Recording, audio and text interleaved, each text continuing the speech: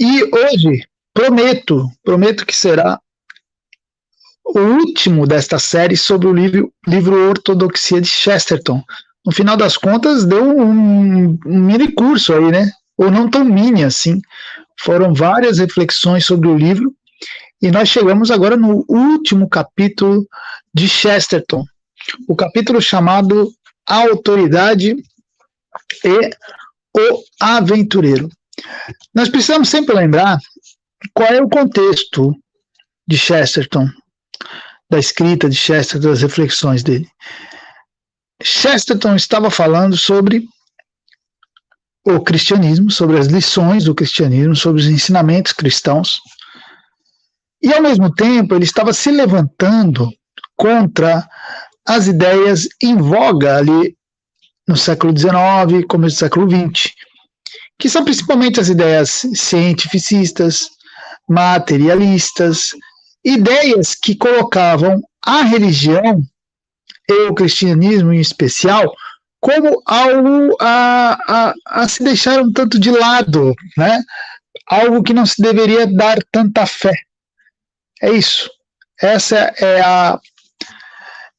é o contexto das falas do Chesterton, da reflexão de Chesterton.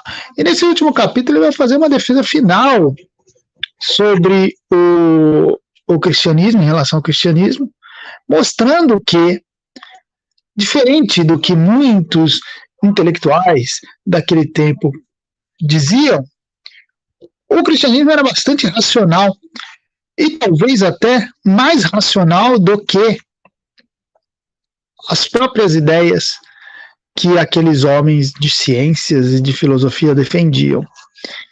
Então, o Chesterton vai começar dizendo assim, ó, a ortodoxia é o único guardião lógico da liberdade, da inovação e do avanço. Bom, ortodoxia aqui a gente já sabe que ele está se referindo às ideias cristãs, os ensinamentos da igreja.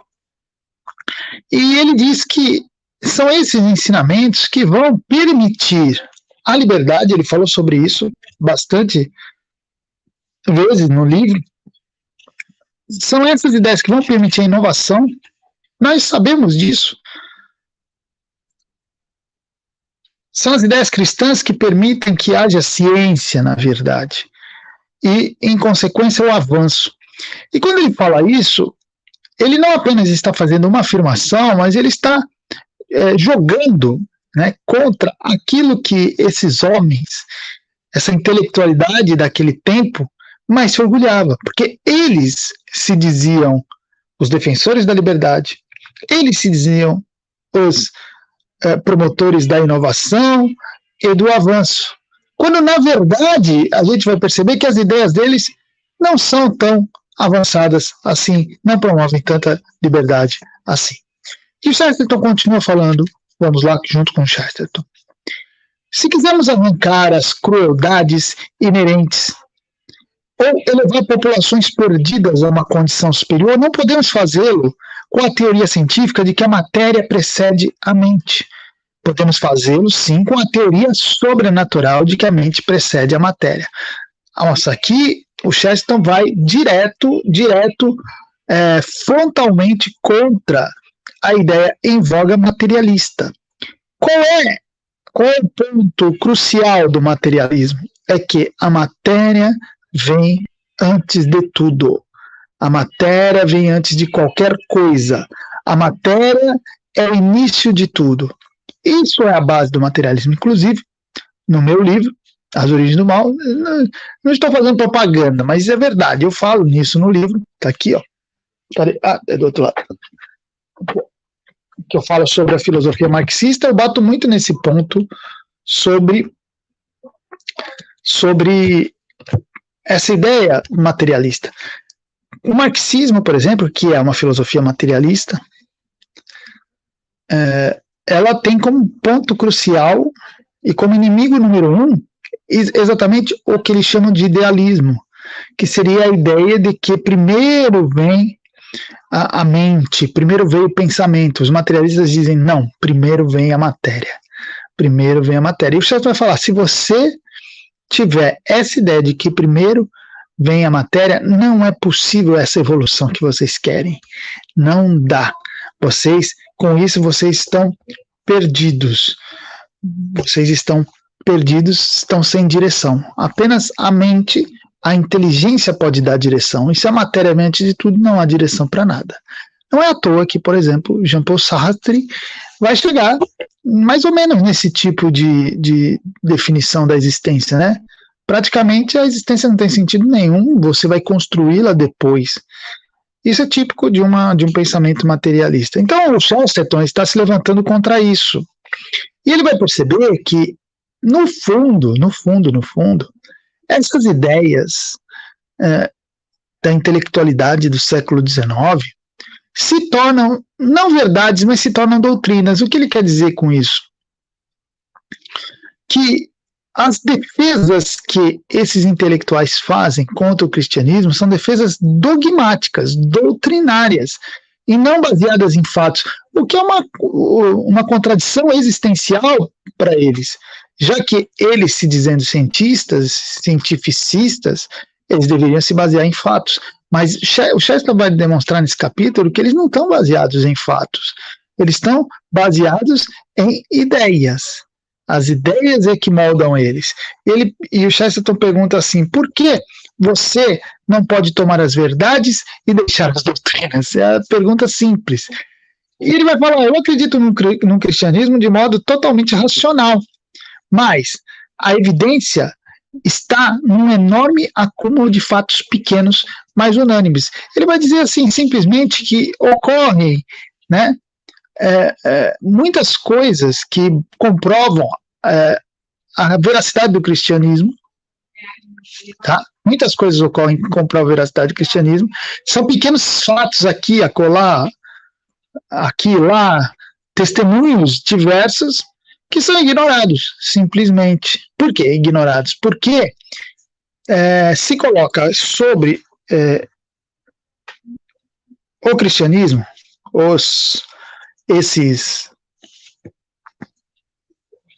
essa intelectualidade, essa ciência, coloca sobre o cristianismo a exigência de cumprir as regras que a própria ciência exige. Ou seja, você cria certas regras, a ciência assim, ela cria certas regras, essas regras são as regras que precisam ser cumpridas para se comprovar alguma coisa e quer que o cristianismo entre dentro disso. Aí o cristianismo se recusa a entrar dentro dessas regrinhas, então eles dizem, o cristianismo é besteira, a gente não pode levar a sério. E algumas coisas, aquela intelectualidade vai levantar, era muito comum alguns argumentos contra o cristianismo. Primeiro, eles diziam muito assim, os homens são semelhantes aos animais. Não há muita diferença entre homens e animais. Quando você observa a estrutura deles, até mesmo cerebral, a estrutura biológica, química, você não vê muita diferença. A diferença é muito pouca. Então, homens e animais têm uma diferença muito pequena. Era muito comum esse tipo de argumento. Outro argumento é que a religião primitiva surgiu da ignorância e do medo, ou seja, primeiro surge uma religião tenebrosa, que depois evolui para algo mais bonito, mais evoluído, né?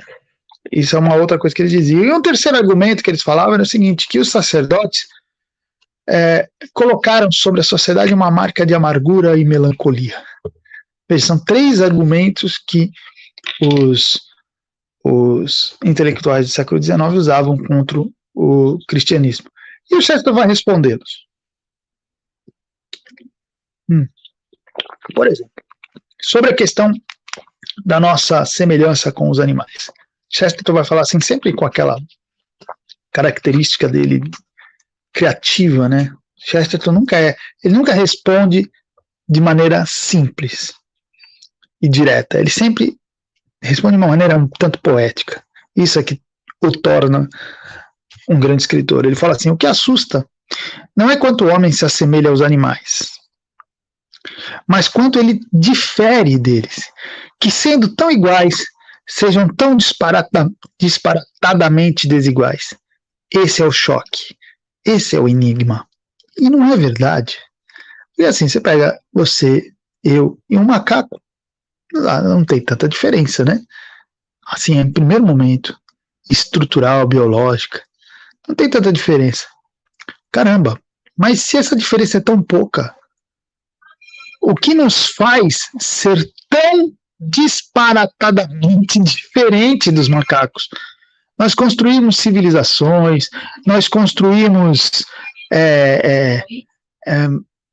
sociedades, nós fizemos grandes coisas, e simplesmente, da onde nós vamos saber isso? Da onde nós vamos tirar isso? Eu não sei. Porque, falando cientificamente, eu não sei. Por quê? Porque é muita diferença na realidade para pouca diferença na estrutura de cada um. Entende? Dizem que nossos genes são muito parecidos dos ratos. Olha que coisa. E mesmo assim, olha a diferença. Eu nunca vi rato escrevendo poesia, fazendo live. Né? Não tem como. Então, assim, esse é o mistério que Chesterton fala. O mistério não é nós sermos iguais, o mistério é nós sendo iguais, semelhantes, sejamos tão diferentes. E essa é a verdade. E Chesterton continua: o abismo entre o homem e as outras criaturas pode ter uma explicação natural, mas é um abismo. O único. Olha que interessante que ele fala. Olha que inteligência, né? O único animal selvagem é o homem. Foi o homem que se evadiu. Todos os outros animais são domésticos. É que ele está fazendo uma brincadeira com as palavras. E quando ele fala selvagem, aqui ele quer dizer é alguém que se rebelou contra a própria natureza. O homem é alguém que não ficou, né, subjugado à natureza animalesca. Foi o único homem que não aceitou, né, vamos falar assim, essa natureza e vai além dela. Tá entendendo? Então ele é o único que se evadiu. E ele termina falando: é exatamente onde a biologia para que a religião começa. O que ele está dizendo é simplesmente o seguinte: o ser humano jamais pode ser comparado com os animais, porque ele tem uma diferença essencial que vai torná-lo completamente à parte de qualquer coisa. E a religião, o cristianismo, ele está voltado para essa parte, não para a parte animal, mas para essa parte que nós chamamos de espiritual. Então, quando aquela intelectualidade cientificista materialista tenta julgar as ideias e o próprio cristianismo em si, com base nos seus princípios, nos seus pressupostos, ele vai fazer de maneira errada, porque ele não está falando da mesma coisa que a religião está falando, porque ele não tem a ciência, não tem os instrumentos para julgar aquilo que está fora do seu campo de observação. E a espiritualidade, o mundo do espírito, está fora do seu campo de observação. O que a ciência pode tentar observar são os efeitos do mundo espiritual no campo material. Isso ela pode tentar fazer, tentar entender isso. Mas só isso, são efeitos, ela não pode julgar diretamente. Então, se ela não pode julgar diretamente, ela também não pode dizer que aquilo está errado. Tá? Ela pode apenas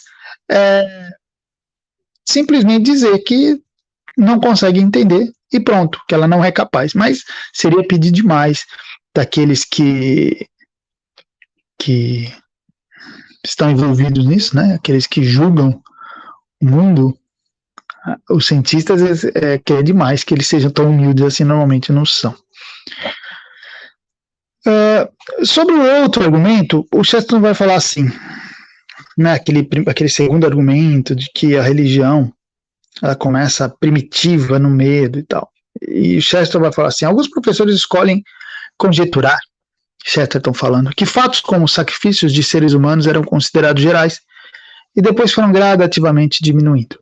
Mas não dispomos de nenhuma prova direta e a pequena quantidade de provas indiretas aponta muito mais para o contrário disso. Então, o que a ciência, os cientistas diziam é o seguinte: olha, a religião no começo era primitiva, era horrível, era tenebrosa e ela vai evoluindo, né? Como tudo, para eles tudo está evoluindo. E o Chesterton vai falar: não, você não pode dizer isso.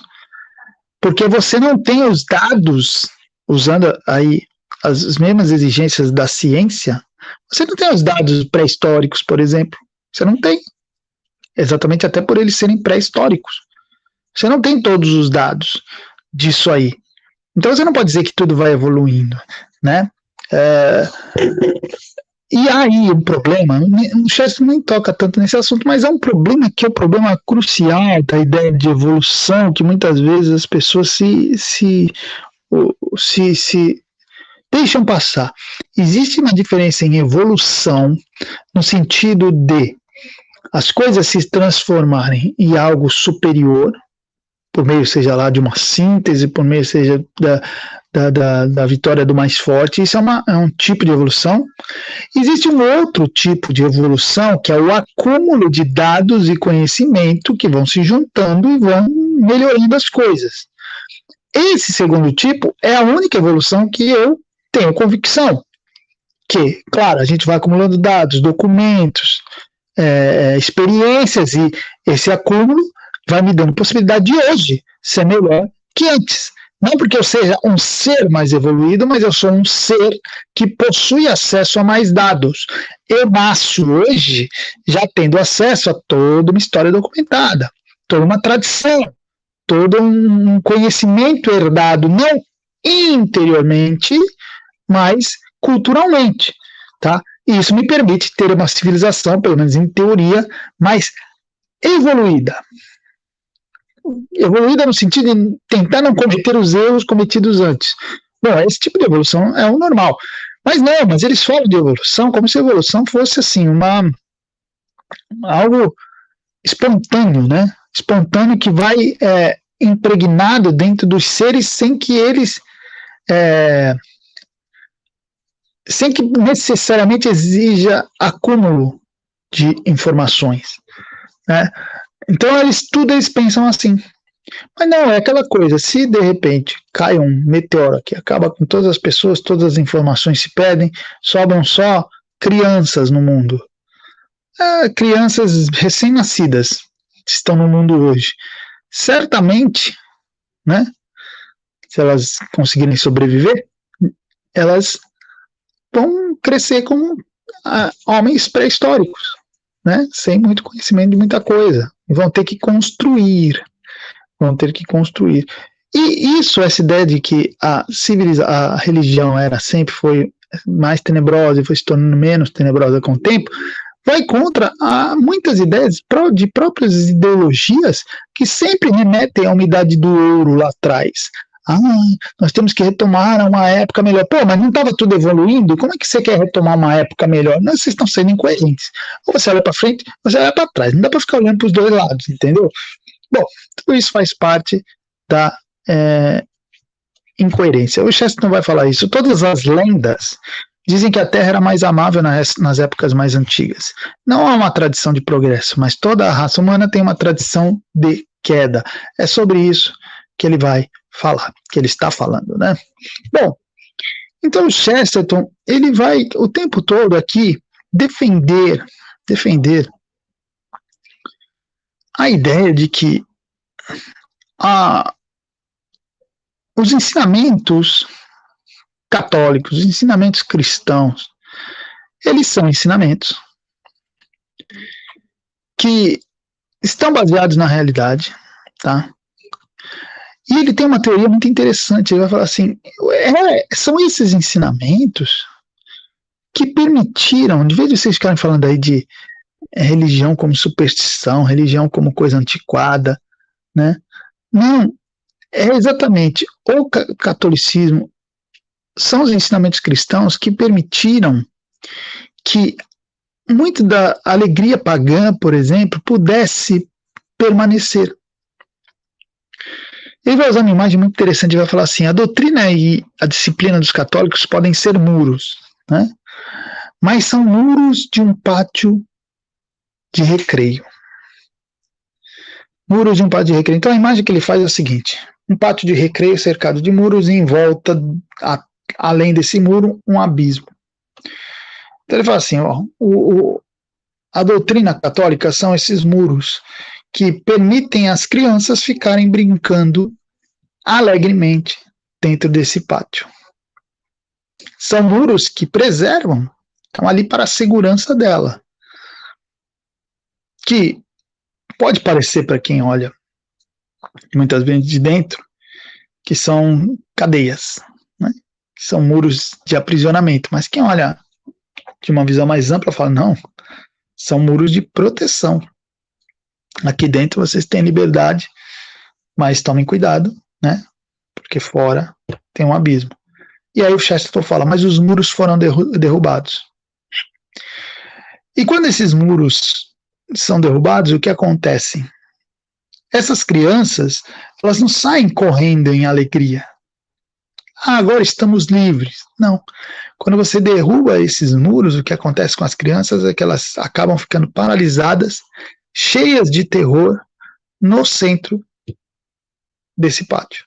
Agora não tem mais muro, mas como há um perigo muito grande, agora visível do lado de fora, um perigo real, essas crianças ficam paralisadas no centro do pátio. É a imagem que o Chesterton traz para explicar o que o cristianismo faz. O cristianismo, ele não é contra a liberdade, pelo contrário, é ele que permitiu, são as ideias cristãs que permitiram a liberdade do Ocidente.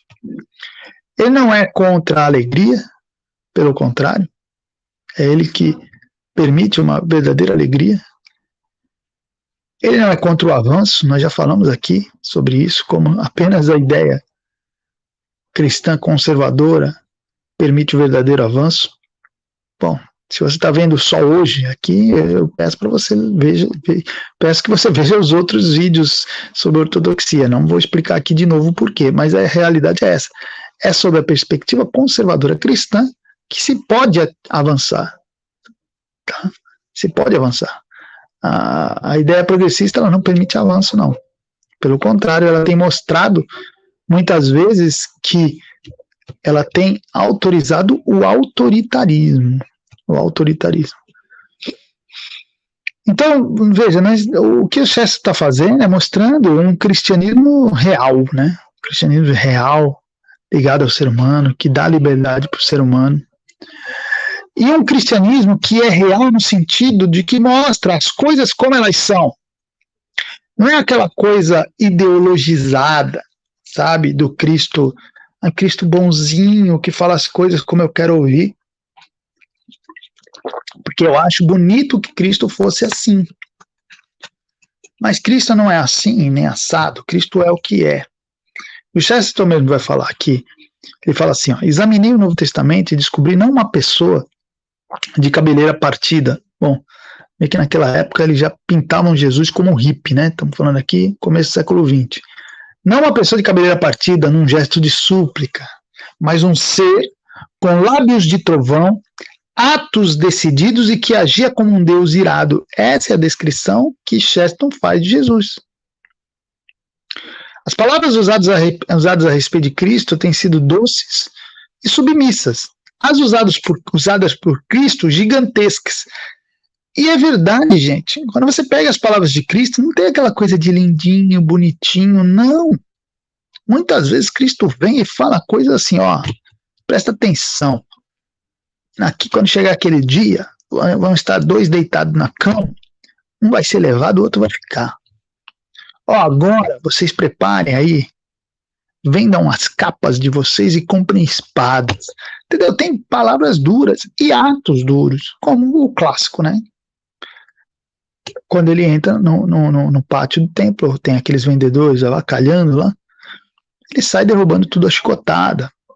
Quer dizer, não era um homem, Cristo, homem, não era um homem segundo uma ideologia de que, se ele é o senhor da minha religião, ele tem que ser um homem bonzinho. Isso está na sua cabeça.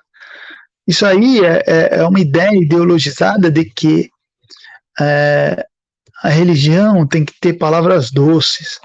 Não, a religião tem que ter a verdade. Qual é o objetivo da religião cristã? Você consegue pensar isso? Qual é o objetivo da religião cristã? Pô, mas não é fazer a pessoa se sentir bem. Não é trazer grandes ideias. O objetivo da religião cristã é trazer a verdade. E qual é a verdade? A verdade é o seguinte, Nós somos pecadores e precisamos nos arrepender.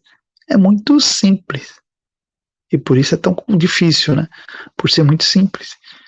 Essa é a mensagem da cruz. Olha, vocês são pecadores.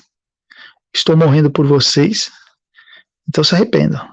Porque é esse arrependimento que vai permitir que o meu sangue tenha efeito sobre a vida de vocês. É uma linguagem muito direta e muito dura. Vocês são todos pecadores. Então não tem palavras bonitinhas. Não tem palavras bonitinhas. Entendeu? Não tem palavras bonitinhas.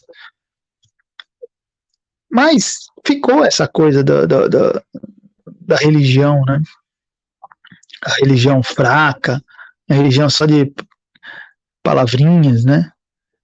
E até a religião do atraso, a religião que não estava envolvida na realidade. Pô, tudo que o cristianismo faz é tratar da realidade pura e simples. Mas não, parece que o cristianismo é o atraso. O cristianismo é aquilo que atrapalha nós termos contato com o real. É a Idade Média, que é uma idade essencialmente cristã, é a Idade das Trevas. O Chesterton vai falar sobre isso também. Ele fala assim, o cristianismo não fez parte da Idade das Trevas, ele foi a única trilha que não era de trevas. Então veja aqui o que o Chesterton entende, que não é que não existia um período, que poderia se chamar de trevas, até pode ser, e eu já vou explicar por que não é o Chesterton que fala, mas durante aquele período difícil, foi o cristianismo que permitiu que se passasse por ele, que fosse possível passar por ele mantendo a civilização. A verdade é isso. A fé, diz o Chesterton, surgiu na civilização mediterrânea no pleno verão do Império Romano. É verdade que em seguida o navio afundou, mas é extraordinário que o navio voltou novamente à tona, com pintura nova e cintilante, com a cruz ainda lá no alto. Isso aí. O cristianismo surge num momento grandioso do Império, depois há o ocaso do Império, e aí passam-se alguns séculos e o cristianismo permanece lá. E depois de alguns séculos, bons séculos, a civilização ressurge com o mesmo cristianismo. Então, na verdade, a gente, de vez de pensar que o cristianismo foi a causa, a gente pode pensar que o cristianismo foi aquilo que segurou, manteve. Se você pensar, qual foi a causa de um certo... Eu vou usar uma palavra que não é bem a que eu queria usar, mas um certo obscurantismo dos séculos ali, dos primeiros séculos, não os primeiros, vai, séculos 5, 6, 7, 8. Qual foi o problema ali? Veja, principalmente século 7, 8, o que aconteceu, uma coisa histórica, tá? É que a Europa Central ela ficou isolada. Com o crescimento do islamismo, eles tomaram o mar Mediterrâneo e isolaram a Europa Central. Veja, um problema histórico, político. Então, veja, ali a Europa Central passou séculos isolada, fechada nela mesma.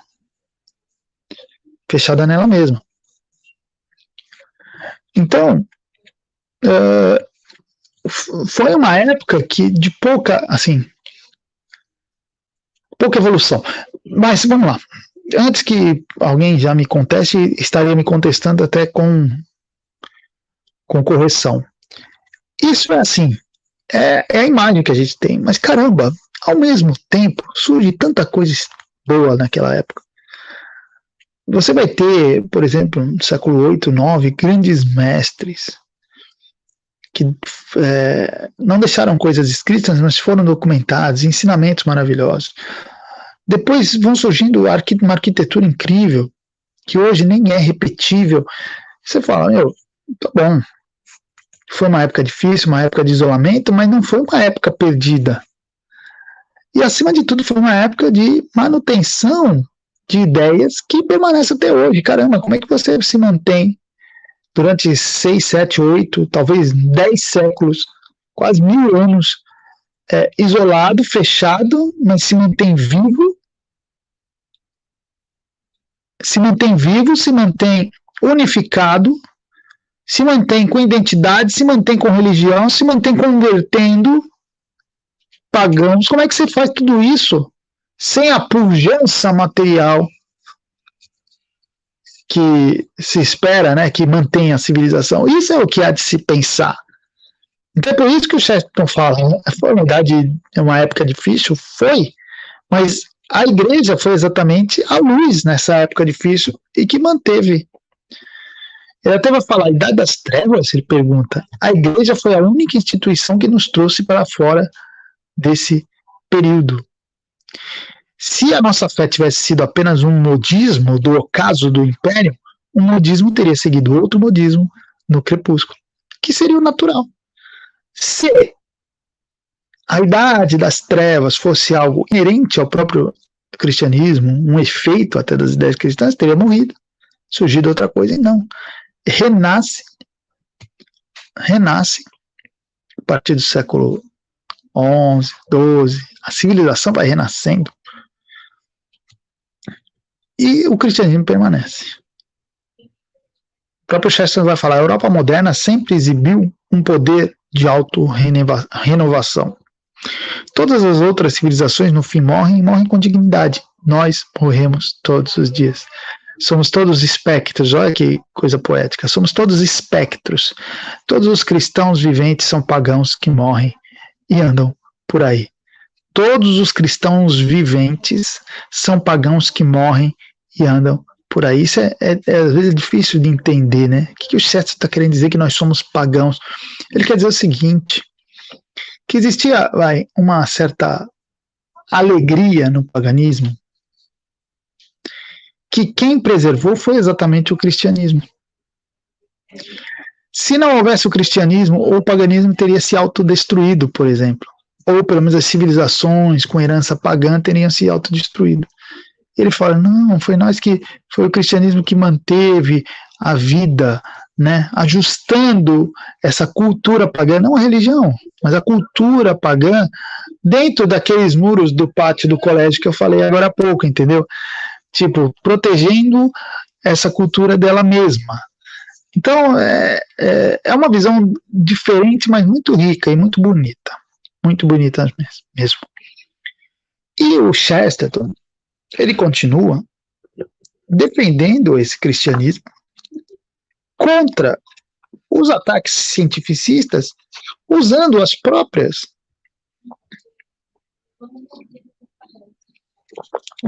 pressupostos científicos. Ele fala assim, minha crença de que milagres têm acontecido na história não é mística. Ele já começa dizendo isso. Os que creem em milagres os aceitam porque tem prova deles. Os que não creem neles os negam porque tem uma doutrina contra eles. Vocês entenderam aqui? Quem aceita o milagre? Por que você aceita o milagre? Porque você tem provas. E o Chesterton vai explicar que provas são essas. Quem fala contra o milagre não tem prova nenhuma. Tem uma doutrina. E isso a gente pode ampliar. Eu falo isso no meu livro também. Deixa eu fazer mais uma propaganda no meu livro. Aqui, ó. Sobre filosofia marxista, que é uma filosofia essencialmente materialista.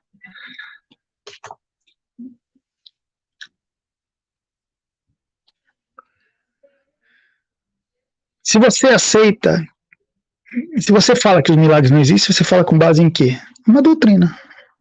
Você não tem prova de que eles não existem. Você apenas tem uma convicção de que tudo é matéria, por exemplo.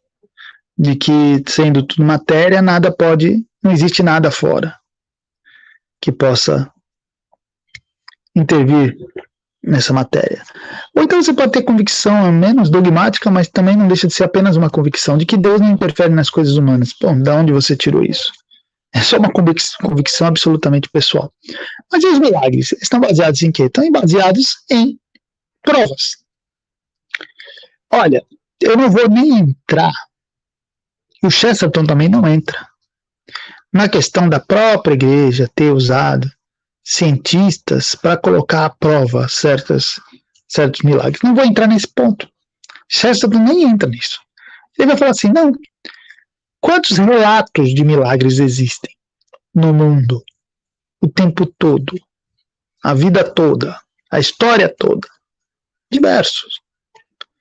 Bom, por que eu não aceitaria esses relatos?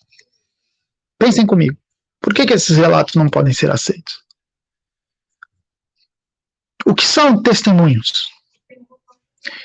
Se você tem uma testemunha de um crime, você ninguém viu, apenas uma testemunha ou duas testemunhas viram o crime. Qual é a prova do crime? São as testemunhas. No cristianismo, você tem testemunhas. O Chesterton fala assim, a atitude óbvia é acreditar numa velhinha quando ela dá testemunho de um milagre, como se acredita quando ela dá testemunho de um crime. Ah, mas aí eles levantam assim, mas não dá para confiar. Não dá para confiar? Por quê? Se ela der testemunho de um crime, dá. Mas se ela falar de milagre, não. Por que não dá? Porque milagres não existem. É a única objeção que você pode fazer. Milagres não existem. Quer dizer, você vai entrar numa circularidade. E eu não estou falando aqui de um milagre, de 2 milagres. Estou falando de milhões de milagres nessa história. Milhões de relatos de milagres. E aí, eu rejeito isso simplesmente porque eu tenho um dogma contra isso, de que eles não podem existir. É a única objeção que eu posso fazer. Porque eu não posso provar. Vocês concordam com isso?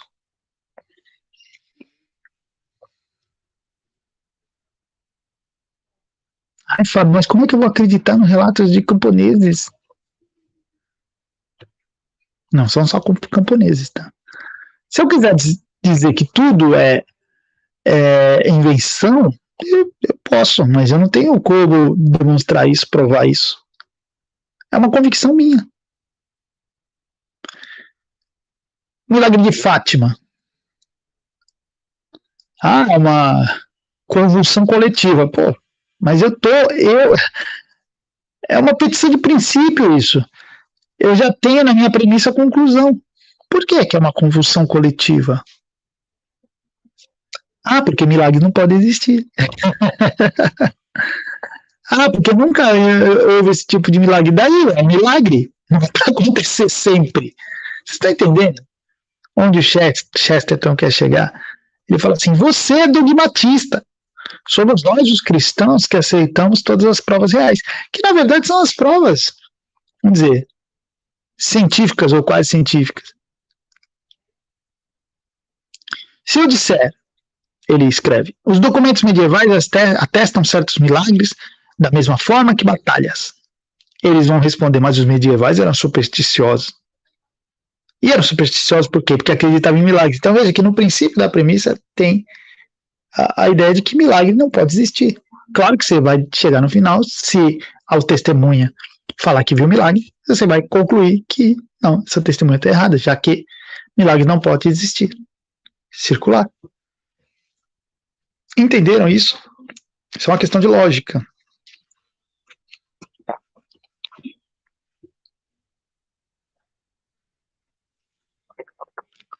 Mas foram feitos testes científicos para saber se milagres podem existir e não conseguiu se comprovar os milagres. É óbvio, são milagres. Lembre-se que quem está pedindo provas científicas são vocês. Os cristãos simplesmente têm a convicção. Tenha convicção. As pessoas que debatem sobre isso, às vezes, caem no jogo cientificista. Vamos debater, tá. Mas todo debate pressupõe regras. E normalmente as regras do debate são as regras da ciência. Mas aí você está jogando fora do teu campo. A ciência criou as próprias regras para suas próprias conclusões. Se a religião está acima da ciência e além dela, como que ela pode impor as regras para a religião. Aí usa as regras científicas, não consegue se comprovar, óbvio, as questões da religião, e aí se conclui que elas não existem, porque não foi possível provar. É um joguinho bem sacana, né? Não tem muito sentido. Se bem que o Chesterton vai falar que isso às vezes é só um problema de linguagem, porque se você chamar, por exemplo, a pessoa a ascensão, né? Alguém ascender, se você não chamar isso de milagre, mas chamar de levitação, é capaz deles aceitarem. O que acontece com a ciência é que eles querem explicar tudo dentro das regras do jogo científico. E aí é que é o grande problema.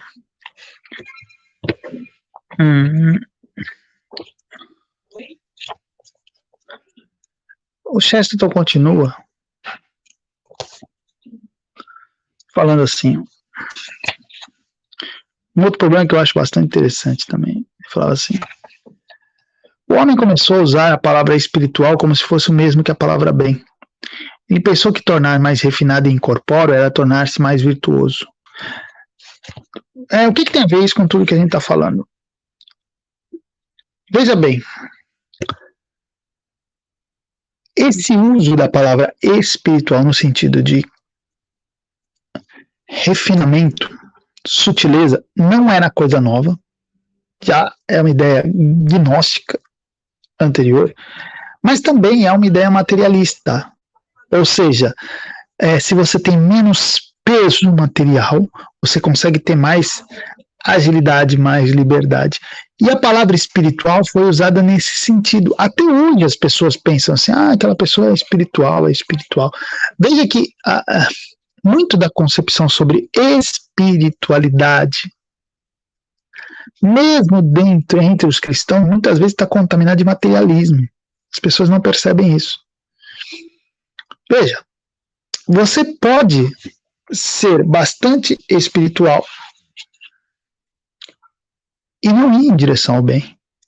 O Chesterton fala isso. Ele fala assim: a evolução científica ensinou os homens a pensar que se eles estavam ultrapassando o macaco, estavam caminhando para o anjo. Mas você pode ultrapassar o macaco e ir para o diabo. Porque espiritual é simplesmente um outro plano. E um plano que pode conter bem, pode conter mal. Os demônios são seres espirituais. Entende? Mas por que tudo? O que importa para a compreensão disso aqui? O que Chester está mostrando? Está mostrando assim, vocês estão usando concepções materialistas. Concepções materialistas.